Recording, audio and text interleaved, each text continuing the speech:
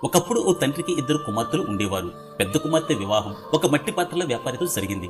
చిన్న కుమార్తెను ఒక రైతుకిచ్చి వివాహం చేశాడు. వివాహం తర్వాత ఇద్దరు తమ కుటుంబాలతో సంతోషంగా జీవిస్తున్నారు. ఒక సరైన సమయంలో వర్షం పడితే మా పంట బాగా పెరిగి మంచి లాభం వస్తుంది, దయచేసి దేవుని ప్రార్థించండి నాన్న, మంచి వర్షం రావాలని చెప్పింది.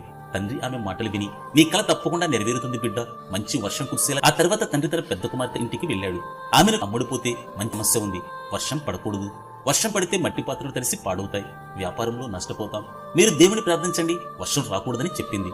తండ్రి కుమార్తె వర్షం కోసం ప్రార్థించమంటుంది, మరొక కుమార్తె వర్షం పడకూడదని కోర. ఈసారి వర్షం లేకుండా నీ వ్యాపారం బాగా నడిస్తే నీ లాభంలో కొంత భాగం నీ చెల్లికి సహాయం చేయడానికి ఉపయోగించాలి అని చెప్పాడు.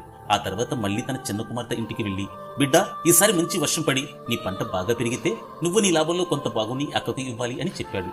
ఇద్దరు కుమార్తెలు ఈ మాట విని తండ్రి తెలివైన ఆలోచనను అర్థం చేసుకున్నారు. కానీ ఒకరికి మేలు జరిగినప్పుడు మరొకరికి సహాయం చేస్తే మనం అన్ని కష్టాలను అధిగమించగలం.